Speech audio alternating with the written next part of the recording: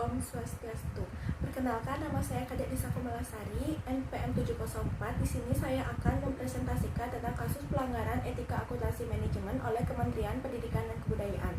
Yang pertama ada kronologi kasus.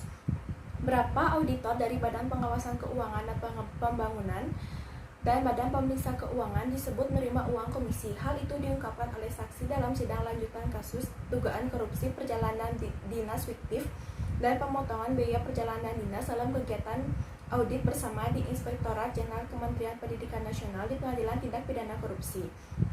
Majelis Hakim Pengadilan Tindak Pidana Korupsi Jakarta ikut terkejut ketika seorang saksi menyatakan para auditor ikut menikmati uang komisi. Perkara tersebut melibatkan mantan Inspektur Jenderal Kemendiknas Muhammad Sofyan sebagai terdakwa. Sidang kemarin menghadirkan Bendahara Pengeluaran Pembantu di Inspektorat 1 Kemendiknas yaitu Tini Suhartini.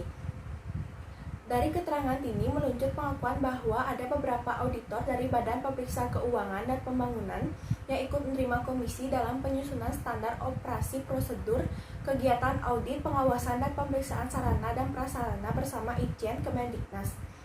Uang yang dibagi-bagi berasal dari anggaran kegiatan penyusunan SOP Warsi Sarpas yang seharusnya dilaksanakan di Bogor, namun hanya dilaksanakan di kantor.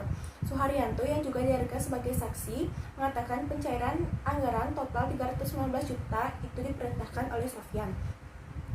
Sofyan selaku kuasa penggunaan anggaran menandatangani SK Irjen pada 16 Januari 2009 untuk menetapkan kegiatan program Joint Audit Warsik yang audit warsik. Saksi juga mengatakan auditor BPKB juga menerima uang. Tini mengatakan dana itu berasal dari sumbangan uang 5 inspektorat dalam rangka pemeriksaan BPK di Itjen Kemendiknas. Pemerintah pencairan menurut ini berasal dari pelaksanaan harian sekretariat Itjen Kemendiknas Samyon. Hanya saja Tini tidak tahu berapa jumlah uang yang diberikan ke auditor BPK. Selain pengumpulan uang dalam rangka pemeriksaan BPK, juga disebutkan dalam rangka workshop DPR.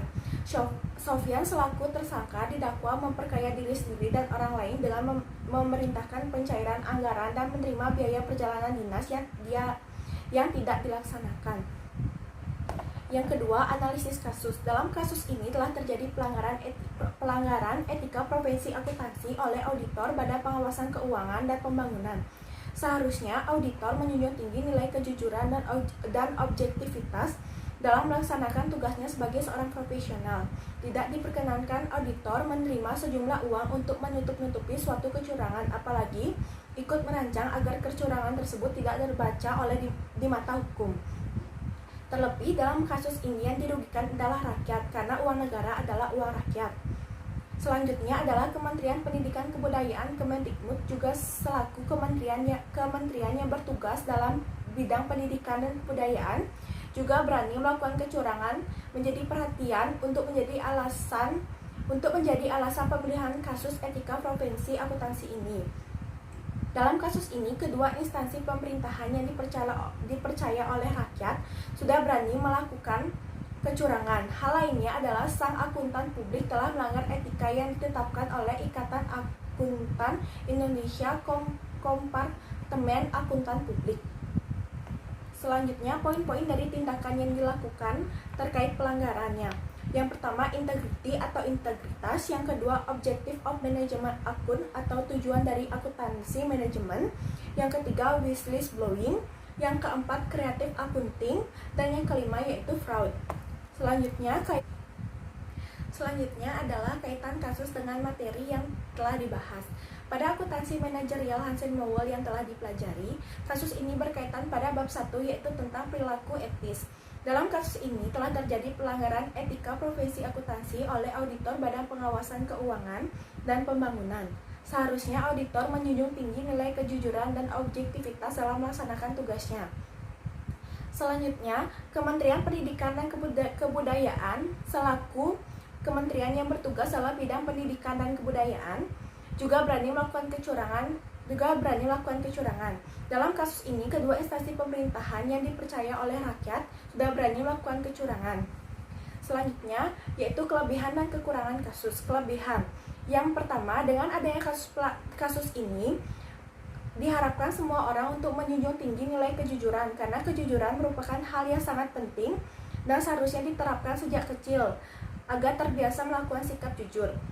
Yang kedua, dari kasus ini kita dilarang untuk melakukan kecurangan sekecil apapun. Hal tersebut menyebabkan runtuhnya rasa percaya yang diberikan rakyat kepada instansi pemerintahan. Kekurangan. Yang pertama, kekurangan kasus ini adalah hukum yang diberikan kepada tersangka seharusnya dihukum lebih berat karena tindakan yang dilakukan oleh tersangka sudah sangat merugikan negara dan rakyat. Yang kedua, kekurangan selanjutnya adalah kelalaian dari pengendalian internalnya, baik dalam kementerian itu sendiri maupun pihak luar. Komunikasi yang kurang dan kurangnya kontrol atas hasil kinerja yang dilakukan. Selanjutnya yaitu solusi kasus. Yang pertama, transparansi. Untuk mewujudkan etika dalam berbisnis perlu pembicaraan yang transparan antara semua pihak, baik pengusaha, pemerintah, masyarakat, agar jangan hanya satu pihak saja yang menjalankan etika sementara pihak lainnya berpijak pada apa yang mereka inginkan. Yang kedua, pemberian sanksi yang tegas. Etika bisnis tidak akan dilanggar jika ada aturan sanksi yang jelas. Apabila ada yang melanggar aturan, diberikan sanksi yang tegas untuk memberikan pelajaran kepada yang bersangkutan. Yang ketiga, peningkatan nilai-nilai etika dan pembangunan kode etik. Yang keempat, teguran tertulis. Yang kelima, usulan pemberhentian dari tim audit. Yang keenam, tidak diberikan penugasan audit selama jangka waktu tertentu. Selanjutnya adalah kesimpulan. Etika adalah cabang utama filsafat yang mempelajari nilai atau kualitas yang menjadi studi mengenai standar dan penilaian moral. Etika mencakup analisis dan penerapan konsep seperti benar salah, baik buruk, dan tanggung jawab. Pada kasus ini terdapat 2 pelanggaran terhadap standar pelaku etika akuntan, yaitu integritas dan object of management akun, dan 3 tindakan penyimpangan, yaitu whistleblowing, creative account, dan fraud. Sofyan dan autor BPKP dan BPK dinilai telah lalai dalam menjalankan tugasnya dan mereka telah melanggar kode etik akuntan. Kasus ini bisa terjadi karena lemahnya pengendalian internal, lemahnya sistem pengawasan, kurangnya komunikasi, dan faktor pengendalian dari individu itu sendiri, di mana sikapnya dalam menghadapi situasi yang tak terduga, profesionalitas dan integritasnya dalam bekerja. Sarannya, yang pertama, BPKP, BPK, dan Kemendikbud sebaiknya memperbaiki dan meningkatkan pengendalian internal. Yang kedua, BPKP dan BPK sebaiknya mengkomunikasikan kepada auditor agar selalu patuh terhadap etika profesi akuntansi. Baik, sekian presentasi kasus dari saya. Apabila ada salah-salah kata, saya minta maaf. Akhir kata saya ucapkan Om Santi Santi Santi Om.